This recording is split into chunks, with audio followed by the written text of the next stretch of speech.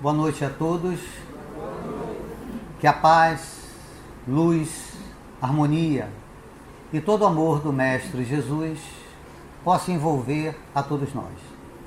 Não só nós encarnados, como também aos nossos irmãos desencarnados. Sempre é muito bom aqui voltar. Estava já há um tempinho, né? Na realidade, a palestra já estava marcada desde julho, mas por outras circunstâncias, né, tivemos que adiar. E gostaríamos de agradecer ao convite do GEAP, e aqui viemos com muito prazer. E já inicialmente deixando um abraço fraterníssimo dos que compõem a Uniluz. Casa Co-Irmã fica bem próximo aqui, na rua Sais Souza. Quem conhece a Sais Souza, ela começa lá na Barão, né, de Souza Leão, e termina no Uniluz, exatamente, no Muro da Aeronáutica, e onde é a Uniluz, número 1415, decorei, né? Então, estão todos convidados, né, só que a nossa palestra também ocorre nas quartas-feiras, no mesmo horário, mas temos também domingo às 17 horas, não todos estão convidados. Joselito diz que proximamente irá lá, né? E todos nós estamos aguardando. O GEAP sempre nos deixa muito tranquilos, né? Com respeito ao tema a ser abordado. Nunca impôs nenhum tema, e o que nós agradecemos muito, né? E a minha tendência sempre será voltada para o Evangelho. Até porque que é a minha maior necessidade, minha. Estou sendo um pouquinho egoísta nesse instante, né?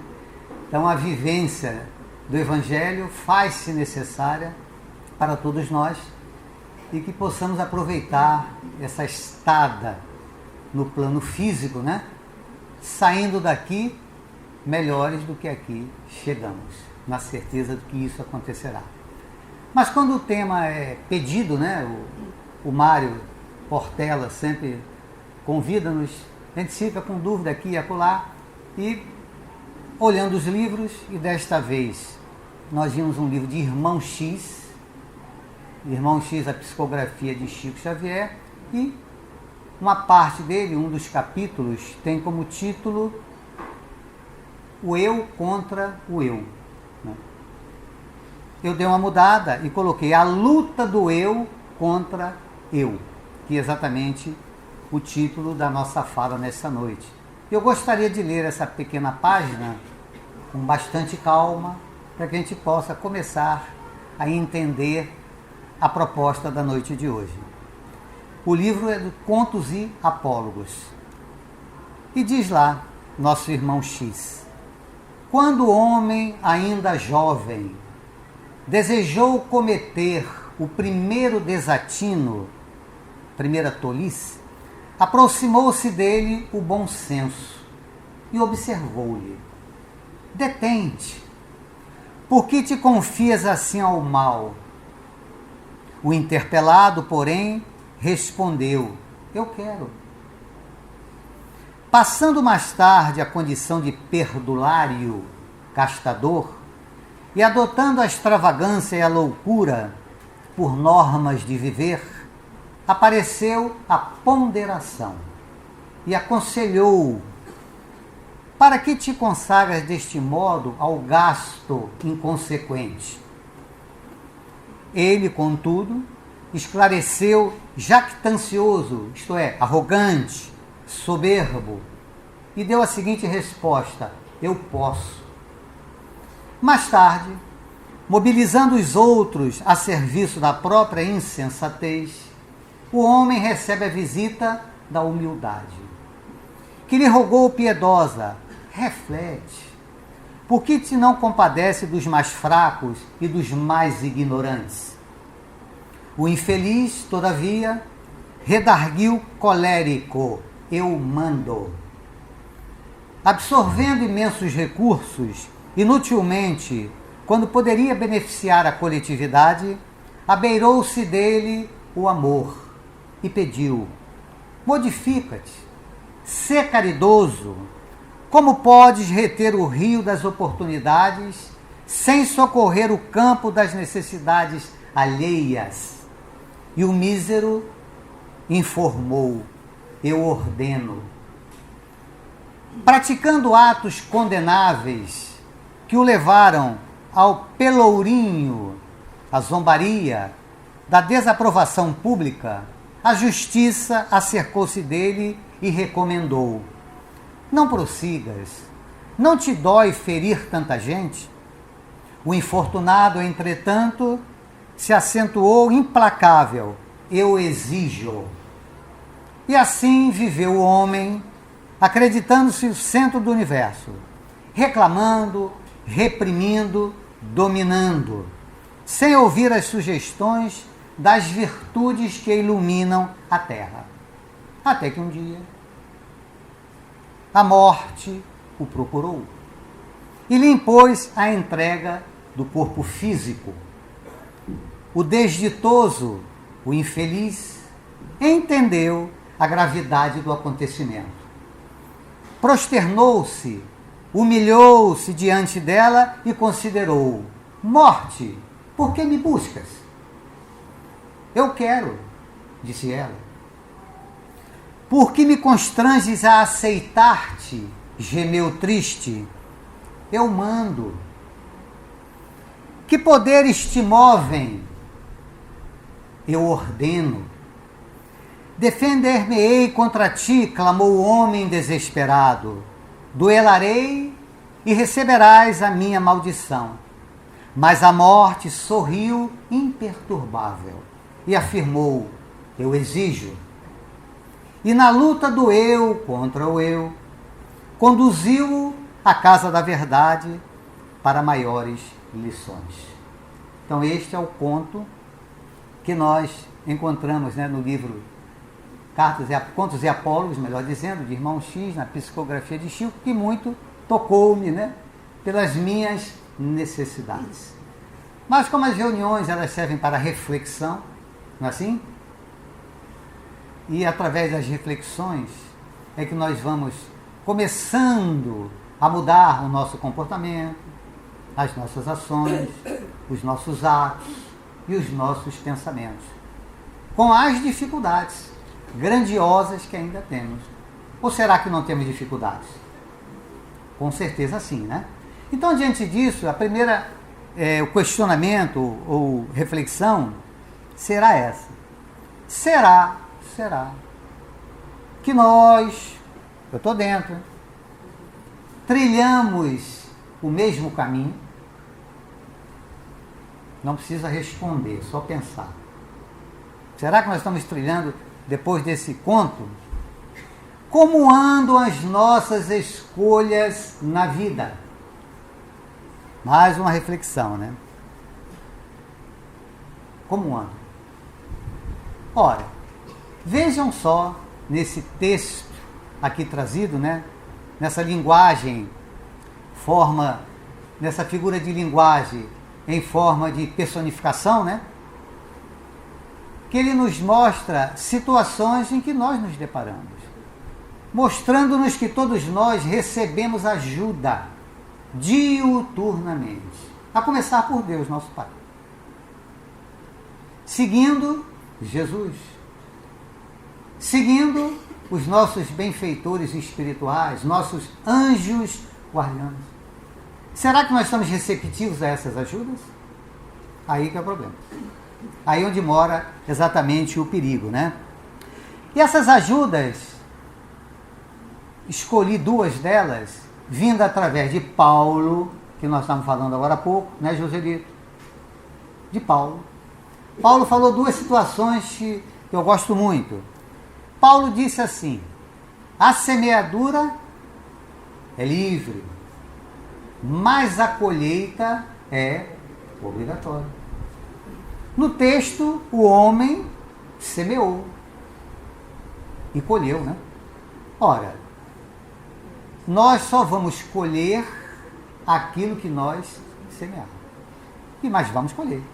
Se será para o bem ou para o mal, depende de nós.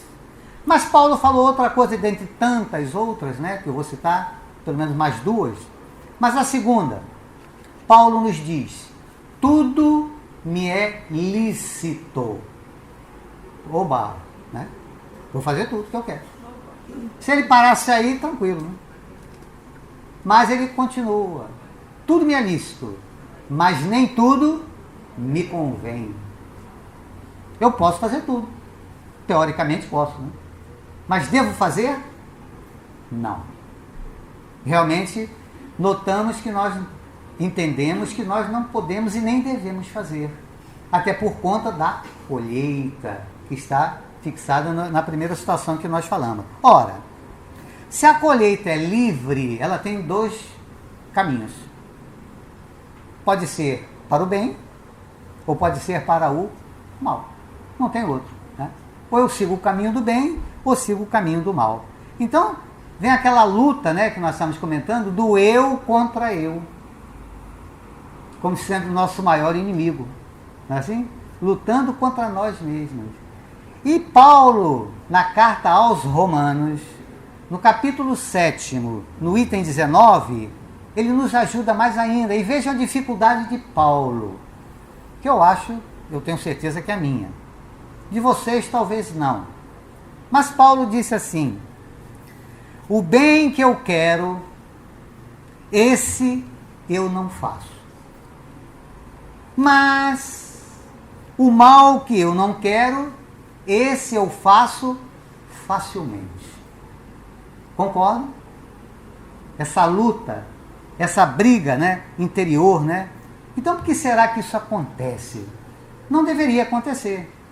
Nós estamos tão bem informados, né, tão bem amparados, que não deveríamos seguir o caminho do mal, como disse, se viés, bem ou mal. Sabedores nós, por questão da colheita, quando eu faço algo inadequado, eu vou passar pela situação, porque temos uma lei que nós chamamos de lei de causa e efeito. Então veja, nós que aqui estamos, embora não exista no alfabeto divino privilégios, mas eu posso ousar dizendo que nós somos privilegiados por conta dessas informações que nós tomamos conhecimento. Exatamente isso aí. Ora, é a dica também que o texto nos mostra. Qual foi o primeiro que chegou junto do homem? O bom senso. É bom ter bom senso? Com certeza. E o que é o bom senso? É aquele atributo, né, de quem tem o quê? Prudência. Somos prudentes? Somos, evidentemente, em alguns momentos. Noutros, não. Depois chegou a ponderação, que é um atributo, ou melhor, uma qualidade, que aquele que possui bom senso. Também. Não deixa de ser o quê? Prudência também. Diante do bom senso, eu vou também entender como uma capacidade que eu tenho de avaliar uma situação e seguir o melhor caminho. Porque as situações ocorrem em nossas vidas e como nós não somos imediatistas, nós paramos, pensamos, né? E depois que o tempo passa que a gente toma a decisão. É assim? De maneira geral, não. Porque nós somos o quê? Imediatistas. Como se diz aqui, igual caldo de cana, né? Tem que ser na hora. Ora, quando nós somos imediatistas, nós já estamos jogando contra nós próprios. Porque nós não estamos nos preocupando com as consequências. E esse é o grave problema. Muitas das situações ótimas agora não são boas daqui a algum tempo. A consequência foi ruim. Uma situação que eu acho que não é muito boa agora, até ruim, passado o tempo, ela é boa. O exemplo mais claro que eu acho é do remédio amargo, né? O remédio amargo não é bom. Ninguém gosta, né? Mas depois de tomado, passado o tempo, qual é a consequência? A cura. Então a consequência é boa. Exatamente isso acontece nas nossas ações e também nos nossos atos. Quem chegou depois? A humildade. Olha aí a humildade. Qualidade de quem age com simplicidade. No Evangelho está premiado o quê? Bem-aventurados os pobres de espírito. Por quê? Por quê? Não entendi. Bom, bem-aventurados os pobres de espírito, né, que entrarão no reino dos céus, com certeza. Né? Depois quem chegou? O amor. O maior dos sentimentos. Exemplificado por quem? Jesus. Sua doutrina é toda amor. Depois chegou a justiça. Quando é que eu serei justo? Quando eu fizer aos outros aquilo que eu gostaria que os outros me fizessem. Melhor ainda, não fazendo aos outros aquilo que eu não gostaria que os outros fizessem. E depois chegou a morte. E aí veio o abalo. Eu não vou cometer a insensatez, da que eu falei em bom senso, né? De perguntar aqui, que levante a mão quem quer morrer agora. Não vou fazer isso, evidentemente, né? Mas supondo que fôssemos visitados por ela, haveria um abalo ou não haveria um abalo? Vai depender de quê? Da maneira em que nós vivemos. Exatamente isso aí. Para o homem do texto, foi um abalo. Porque em todas as situações ele foi interpelado, e nessa interpelação, para que ele não seguisse aquele caminho que ele estava seguindo. E isso acontece diariamente com todos nós. Não só quando nos referimos a Jesus, a Deus, aos benfeitores espirituais, via intuição, não é assim? Em que nós estamos sendo sempre intuídos. Será que estamos receptivos a estas intuições? Fora isso, existem as pessoas, parentes, amigos, às vezes desconhecidos, porque Deus ajuda as criaturas através de quem? Das próprias criaturas. E aparece alguém no nosso caminho, né? Que a gente não sabe de onde, e vem falar algo, sem ver nem quê. Aí a gente para, reflete, é mesmo, o negócio, o caminho não é por aí. Mas, de maneira geral, não é isso. Fazemos ouvido de quê? De mercador. E seguimos aquilo, né, que desejamos. E aí no texto e na nossa vida real, um dia nós vamos desencarnar. Nós temos uma cota de vida, que de maneira geral ninguém sabe. Não é? A expectativa de vida está aumentando. Não é lógico? Mas esta cota de vida, de maneira geral, o ser humano abrevia. O que é abreviar? Ele não cumpre aquela cota toda. O exemplo maior que eu vi na literatura foi de Belarmino Bicas, né? Que desencarnaria aos 80 anos pela sua cota de vida e desencarnou aos 58. Isso também está no livro Cartas e Crônicas de Irmão X. E o Belarmino Bicas ceifou 22 anos da sua vida. E por causa de quê?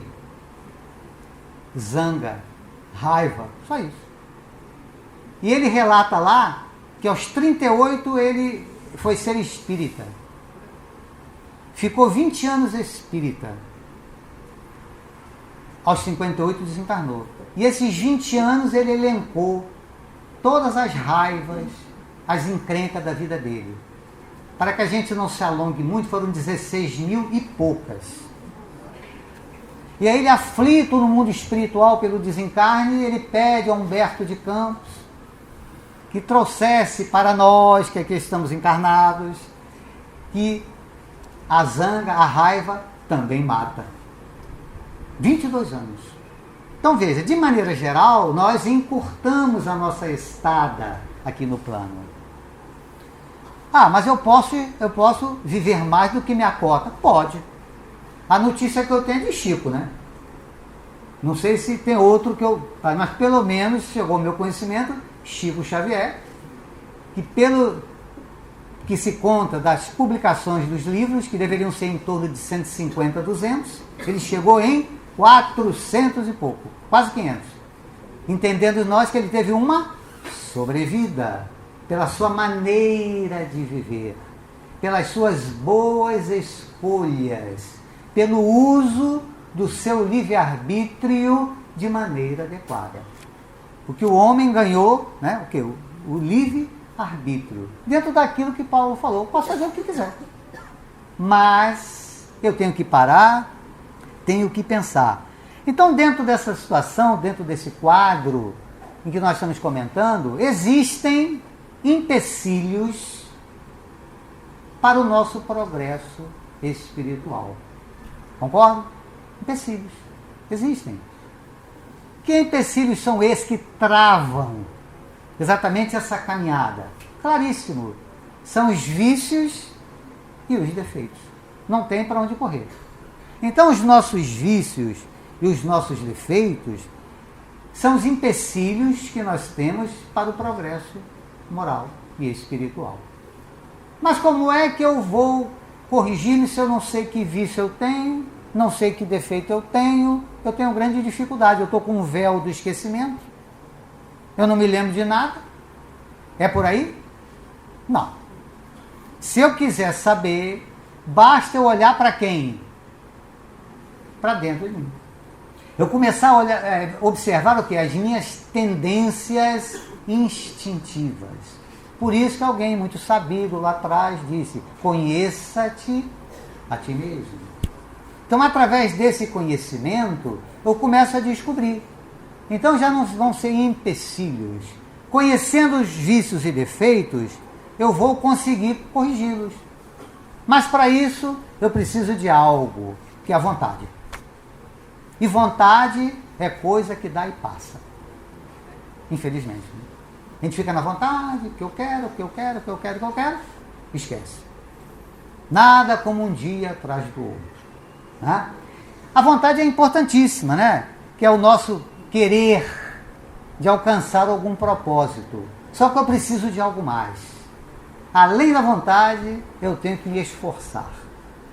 É o esforço que eu tenho que fazer, que Kardec nos traz com muita clareza na questão 909 do Livro dos Espíritos. Ele só diz isso. Pequeninos esforços. Ele não fala nem, eu aumentei, né? Esforços. Ele fala, pequeninos esforços. Aí também ele fala, né? Ah, quão poucos de vós fazem esforços. Estou falando para mim, né? E nesse crescimento, com aquela vontade férrea de melhorar, de crescer, eu vou cair. As quedas vão existir. Concordo? Então, nessa caminhada rumo ao Pai, eu tenho que aprender a cair. Diante das piores situações, piores que possamos imaginar, a gente consegue algo bom. Temos um amigo que ele disse, numa fala dele proximamente, que eu nunca tinha pensado nisso. Eu até talvez nem concordasse. Mas ele falou assim, se nesta encarnação nós fizermos tudo, ele falou tudo, ele acrescentou, tudo errado, tudo. Mas foi uma experiência. Olha que interessante.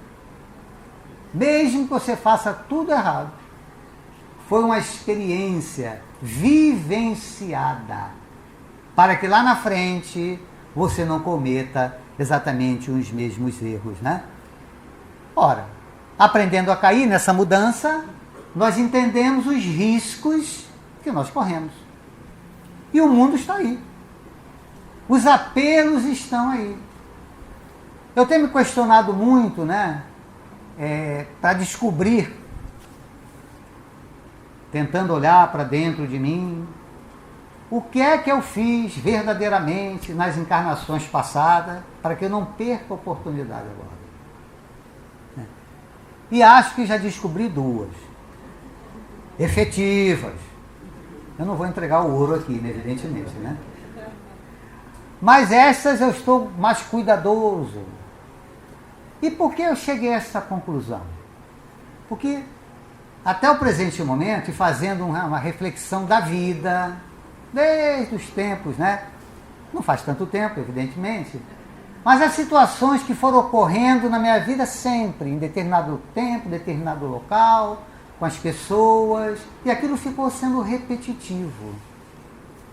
E muito repetitivo, que aí chegou proximamente, eu falei, mas rapaz, não é que eu descobri? Graças a Deus, que nessas duas só, viu? Que são muitas, né? Nessas duas eu fui mais ou menos até agora. Isto é, consegui ultrapassar com uma certa facilidade, vamos assim dizer. Então veja, é isso, essa preocupação que todos nós devemos ter sobre esse aspecto, onde é que nós falhamos para que a gente consiga ultrapassar. Esta é a luta do eu contra eu. Porque nós nos achamos as melhores pessoas do mundo. Não é? Nós somos as melhores pessoas do mundo. Nós nos preocupamos muito com o outro. Tanto que quando a gente está estudando, está lendo o Evangelho, de maneira geral a gente lembra de alguém. Até entendo que estamos querendo ajudar, lógico. Eu estou querendo ajudar aquela pessoa, mas eu lembro. Quando na realidade o Evangelho é para mim. Então eu tenho que mudar. Porque quando eu mudar, tudo vai melhorar. Eu vou compreender os outros com uma tranquilidade. E uma tranquilidade muito grande. Então nós somos aspirantes ao equilíbrio. Vivenciar essa vida com equilíbrio. E para vivenciar essa vida com equilíbrio e atingir os objetivos, qual é o meio? Conhecimento. Né, Joselito? Nós estávamos falando lá dentro, né? Porque nós estamos conversando exatamente sobre isso. O conhecimento. Não é assim? E uma das páginas, uma das informações mais belas de Jesus, que veio via João, no capítulo 8, versículo 32, que diz assim: e conhecereis a verdade, e a verdade vos libertará. E conhecereis a verdade. Mas nós, cada um tem a sua verdade, né? Conhecendo a verdade, e nos amarrando no texto, os enganos, os desatinos, os vícios, as maldades da criatura humana, verificamos que elas se sustentam na ignorância. Exatamente isso aí. Por ignorância no aspecto de ignorar. Exatamente isso aí. Como nós ignoramos muitas coisas, temos dificuldades. No Livro dos Espíritos, na questão 628, quando fala da verdade, Kardec, em resposta dos espíritos superiores, diz que a verdade é como luz. O homem precisa habituar-se a ela, a verdade. Pouco a pouco, do contrário, ele fica deslumbrado. Interessante, né? A verdade é como a luz. O homem precisa acostumar-se a ela, porque senão ele fica, ou pode ficar, deslumbrado. Questão 628 do Livro dos Espíritos. Então isso, ao seu tempo. Cada um de nós tem o seu tempo. Essa compreensão com o outro é importantíssima. Mas como nós queremos mudar o outro, aí vem a dificuldade. Porque o outro só vai mudar quando ele quiser. Não vai depender de mim. Então essa aflição, os pais têm, né? Nós temos com os nossos amigos, até com os inimigos, né? Com todo mundo. Mas não vamos conseguir. Então cada um de nós vai mudar quando chegar o seu tempo. E o tempo é de cada um. Sabe quem tem muita paciência com a gente? Espera o nosso tempo? Jesus. Né? 2000 e poucos anos. Ele pacientemente está aguardando o nosso tempo. Deus tão bom, né? Que nos dá N oportunidades. Tantas vidas quantas forem necessárias. E vamos tê-las, na certeza disso aí. Mas não é por causa disso que nós vamos malbaratar essa caminhada que nós estamos aqui pegando. Então, o nosso trabalho de prospecção, de sondagem interior é suave, é tranquilo. Então, o que é que eu estou querendo dizer com isso? Que nós não devemos nos martirizar pelos nossos vícios e pelos nossos defeitos. Não devemos. Porque defeito todo mundo tem. Procurar defeito nos outros é enxugar gelo. Todo mundo tem. Mas também todo mundo tem o quê? Virtudes.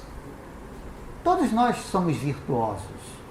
Pena que não somos virtuosos 24 horas por dia. Mas um dia nós chegaremos. Exatamente nisso aí. É a condição de cada um. Então essa sondagem sobre esse aspecto, ela é suave. Existe um livro chamado A Reforma Íntima Sem Martírio.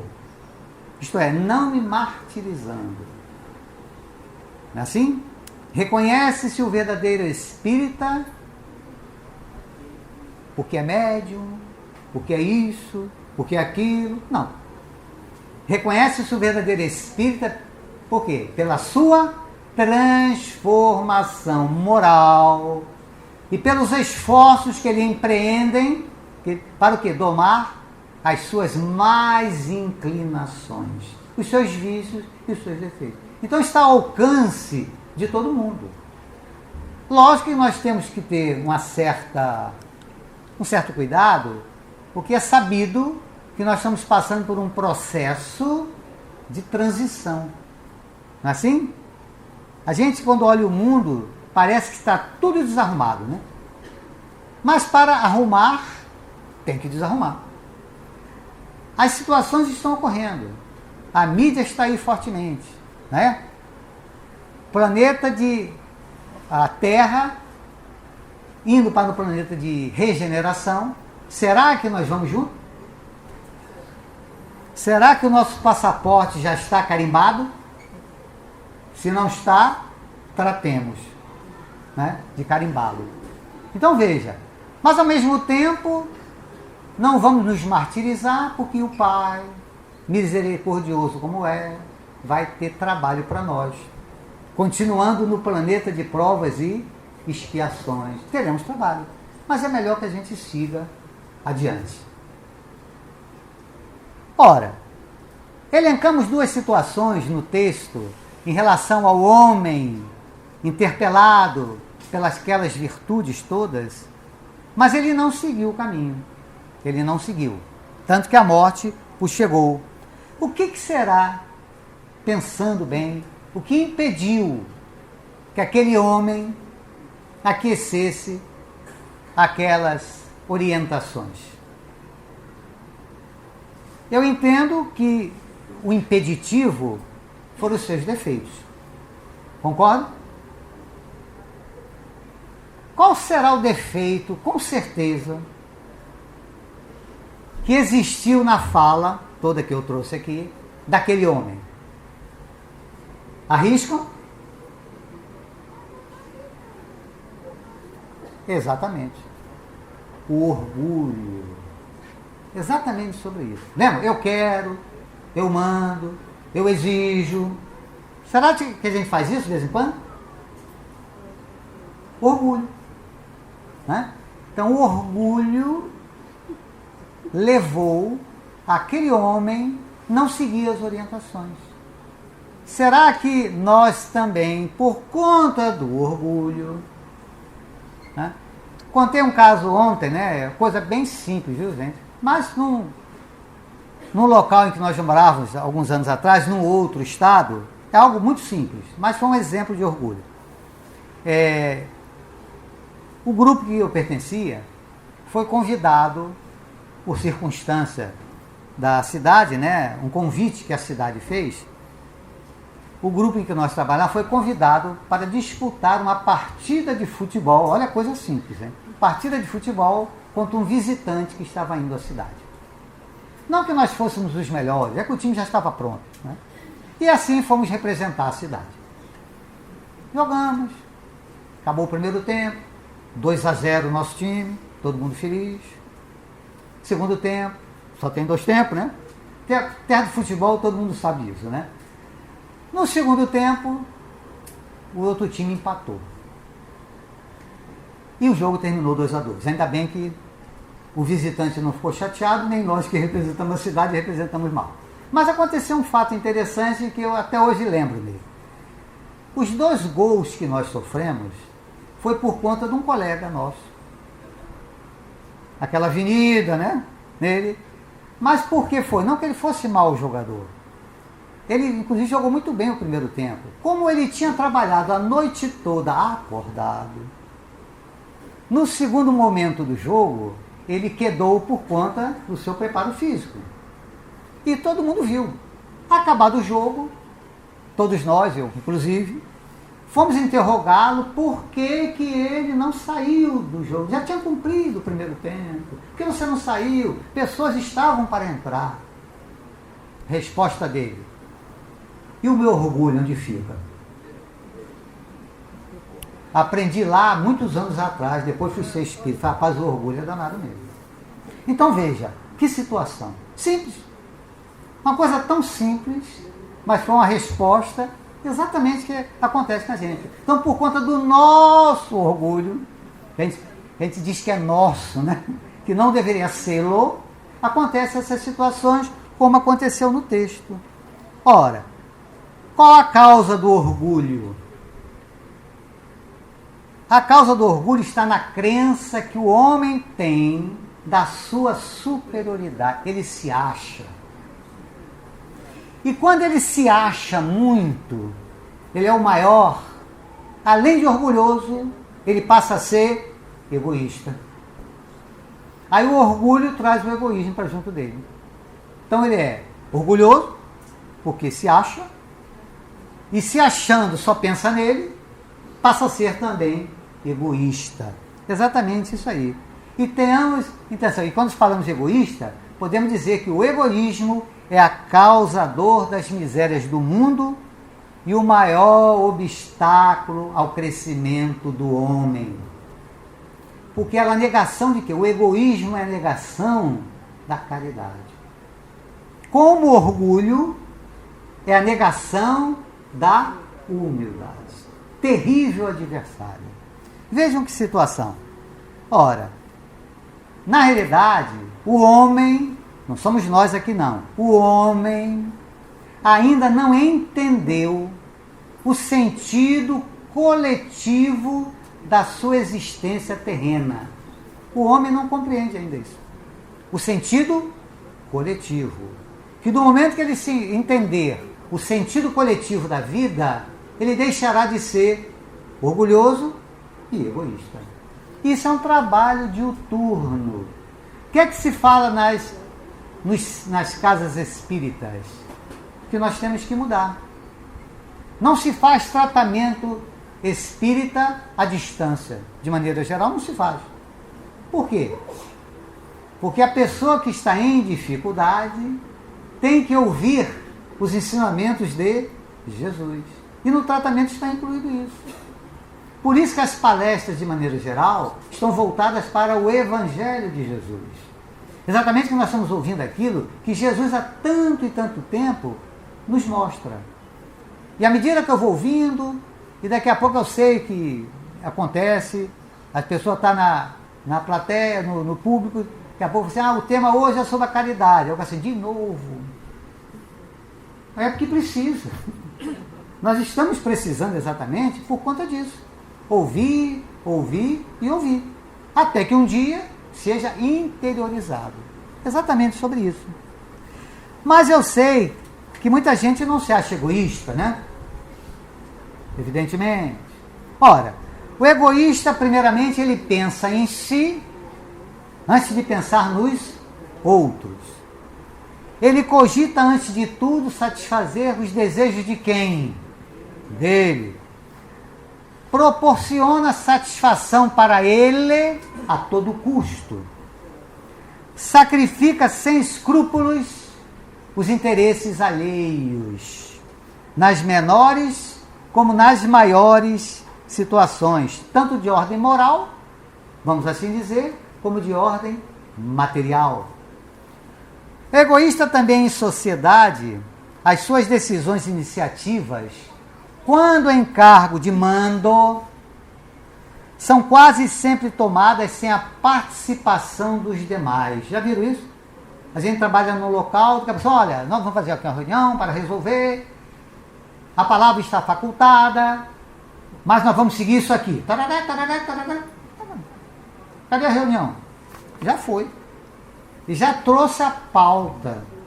O egoísta, ele age dessa maneira. Ele não tem a participação dos outros. O egoísta aborrece-se facilmente quando contrariado nos seus desejos ou ideias. Se não forem iguais às dele, contrariado. Quando subalterno, nega-se a colaboração de um plano ou de um projeto, quando a ideia dele ou parecer não é aceito ou escolhido em grupo. Então, o trabalho é em grupo, mas a ideia tem que ser dele. Se não for dele, não adianta. Isso é uma característica do egoísmo. E o orgulhoso? Também não somos. Mas como é que o orgulhoso age? Ele tem um amor próprio muito acentuado. Também se contraria por qualquer motivo, o orgulhoso. Reage a qualquer observação em respeito ao seu comportamento. Né? E é tão bom, né, às vezes as pessoas chegarem perto da gente amorosamente. Eu sei que nem sempre as pessoas chegam amorosamente, né? Deveriam. Olha, meu irmão, você não acha que você poderia seguir por um outro caminho? Veja, não é tão bom isso aí? Mas para o orgulhoso isso é um assinte. Ele reage fortemente a isso, né? O orgulhoso também precisa ser o quê? O centro das atenções. O orgulhoso não aceita os seus erros. Ele mantém-se fechado ao diálogo. Porque para que você seja um bom dialogador, você tem que ter algo dentro de você. Saber ouvir. Como ele é orgulhoso, ele não quer ouvir, logo ele não consegue dialogar.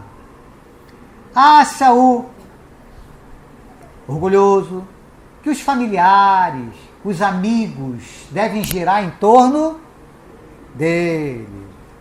Não admite se humilhar diante de ninguém. Olha o texto, né? Ele só se humilhou quando a morte chegou. Aí humilhou-se. Mas o orgulhoso, de maneira geral, não. Porque ele acha que para ele isso é uma atitude de fraqueza. Exatamente isso aí. Ele ironiza e debocha com o próximo quando ele está em contenda, quando ele está em discussão, até porque ele não consegue manter o diálogo. Normalmente o egoísta, ele sofre com as suas ações, evidentemente, né? Mas coloca a culpa nos outros. Ele sofre, mas ele encontra logo um culpado. Tá certo que eu fiz, mas o culpado é você. Não fiz nada. Ele culpa, ele acha logo alguém que... Não sei se nós já vimos esse filme por aí, né? Mas ocorre. Já o orgulhoso, ele vive numa atmosfera ilusória. Ilusão. Né? Criando barreiras densas para penetrar na realidade do seu próprio interior. Ele vai criando essas situações ilusórias. Vai vivendo no faz de conta. Né? E viver no faz de conta é prejuízo. Ora, então, na realidade, raciocinando dessa maneira, Jesus nos ensinou com muita clareza tantas e tantas coisas, e repetindo que nós não devemos fazer aos outros aquilo que nós não desejamos que os outros façam exatamente conosco, né? E, infelizmente, ir raciocinando dessa maneira, é muito fácil a gente observar quanto estamos sendo egoístas, quanto estamos sendo orgulhosos, quando nós nos reportamos às leis divinas. Aí eu vou pegar só 3 aqui para não me estender muito. A primeira, a lei de sociedade. A lei de sociedade pelo orgulhoso e pelo egoísta, ela é esquecida. Quando na busca incessante de viver, ou melhor, deixarmos de compartilhar sentimentos, aprendizados e até coisas materiais com o próximo. E vejam, a lei de sociedade é muito necessária, porque nós somos seres o quê? Gregários. Nós precisamos uns dos outros. Já o orgulhoso e egoísta, ele não observa exatamente isso aí. A lei de liberdade, ela é infringida, a lei de liberdade, quando estando junto a outra pessoa, procuramos ocupar o seu espaço, sem deixá-la usufruir desse mesmo espaço. Lei de liberdade. O orgulhoso continua querendo tudo para si. Só ele quer ser livre. Quer ver um aspecto que a gente vê muito por aí? Ouvir som nas alturas. Já viram? Você para o carro, né? Vira geralmente na direção dos outros, né? É aquele som coletivo, né? Pega no último volume e deixa. E aí? Está ocupando o espaço do outro. Desrespeitar as leis de trânsito. O trânsito é o caos, né?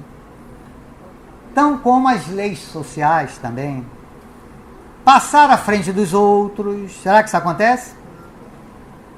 O que a gente tem sido muito comentado aí, né? Até porque eu estou nessa faixa, eu estou mais observador, sabe? Até os 59 anos eu não observava muito, não. Depois que eu fui ser sexagenário, né? Passei a ser idoso, aí fiquei mais preocupado, né? Mas o que a gente vê, e aí eu comecei a ser observador, né? O que a gente vê nos locais, tantas e tantas vagas de idosos, né? Sendo ocupada por não idosos. Isto é o quê? Um desrespeito. Estamos tolhendo exatamente a liberdade do outro, né? E a lei do progresso. Quando é que ela é infringida? Quando não procuramos o caminho para nos melhorar ou ajudar o progresso do próximo. Eu quero sozinho progredir, né?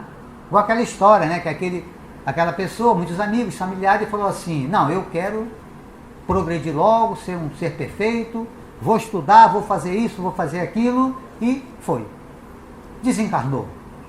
Quando chega lá no plano espiritual, é abordado pelo um benfeitor, e a gente vai fazer aquela conversa, né? Disse, mas tudo bem, como é que foi? Ah, foi ótimo. Ele saiu, fez a pergunta para ele, mas vem cá, e cadê os seus? Ele disse, não, os meus eles não queriam nada, né? Eu me desliguei de todo mundo e vim sozinho. Disse, ah, tá certo. Então, faz o seguinte, você vai ter que voltar para trazer. É todo mundo junto, misturado. Não tem como. Sabe? Exatamente esse aspecto. Então, essas situações, né, em respeito a esse aspecto, o egoísta e o orgulhoso, quando ele fala na igualdade, quando fala para ele igualdade, e a igualdade que ele dá aos outros, direito que ele só quer para si. Então não quer saber nada que essa conversa de igualdade. Fraternidade. Fraternidade impõe sacrifícios. E esse sacrifício vai prejudicar o meu bem-estar. Liberdade. Liberdade só. Né? O orgulhoso é que a liberdade só para si. Para os outros, quando não lhe ferir os privilégios. Exatamente isso aí. Ora, o que é que nos ajuda para que a gente mude? Muitas coisas, né? Mas a crença em Deus, a crença num Pai amoroso e bom, a crença na vida futura, é a primeira condição que nós temos para moderar o orgulho e o egoísmo. Então veja, quando eu refiro a privilégios, agora há pouco eu falei, que nós já sabemos que a vida continua. Sabedores que a vida continua, nós estamos o quê? Preparando esse porvir agora. Né? Eu sei que tem um passado, que é a nossa herança. Não passou, passou. Jesus falou com muita clareza, né? Pega da charrua e não olha para trás. O futuro está em construção. Mas o mais importante é o quê? É o presente, né? É o agora, que nós estamos construindo o futuro. O futuro está em gestação. Então essas situações, essas dicas que nós estamos recebendo ao longo do tempo, Jesus também, com muita clareza, falou: eu sou o caminho, a verdade e a vida. E ninguém vai ao Pai senão por mim. Ou seja, que ele está querendo dizer a vivência das leis morais, as verdades que nós estamos falando aqui, que ele exemplificou. Então Jesus, nas entrelinhas, o que é que ele estava querendo dizer para nós? Inspirem-se no meu exemplo. Sigam aquilo que eu estou falando. Quando é que vai chegar esse momento? Se nós não seguirmos, situações desagradáveis ocorrem. No livro Ícaro Redimido, quem já leu, no seu capítulo 2, quando fala da ovoidização, né? Lá está escrito que a atrofia, a hipertrofia perispiritual é patológica e tem sua origem nos estímulos do psiquismo doentio, que se apoiam no exagero do eu, como os sentimentos exaltados de egoísmo e de egolatria. Pensar em si. Vejam as situações em que nós nos corremos. Então a doutrina espírita, né, essa mensagem divina, nos fortalece, né, de sobremaneira, a ideia de que nós temos, primeiro, que nos moldar a ela, e não ela a nós. Exatamente isso aí. Comenta-se no meio espírita que muitas vezes a pessoa entra na doutrina espírita, mas a doutrina espírita não entra nela. Então, contrapondo ao egoísmo e ao orgulho, nós devemos ser o quê? Humildes e caridosos. Aproveitando a caridade, e há uma pergunta no Livro dos Espíritos, como é que Jesus a entendia? Como é que Jesus a entendia? A caridade, o famoso BIP, né? Benevolência para com todos, indulgência com as imperfeições dos outros e perdão das ofensas. Benevolência, prática do bem. Indulgência, não ver os defeitos alheios, né? Ficar com aquele olhar de urubu, quando nós pegando a coisa, né? Só o ponto fraco. E sim com um olhar de garimpeiro, aquele olhar em que ele vai atrás do quê? Da coisa boa, das virtudes, mesmo sabendo que nós temos muitos defeitos. A caridade, com as dificuldades exatamente que nós temos de praticá-la ainda, e pegando mais um gancho do Evangelho segundo o Espiritismo, quando nos fala e nos mostra para que possamos sermos virtuosos, navegar em todas essas situações que vão melhorar o nosso dia a dia, nós temos que ser homens de bem. E o homem de bem é aquele que pratica, no geral, a lei de justiça, a lei de amor e a lei de caridade.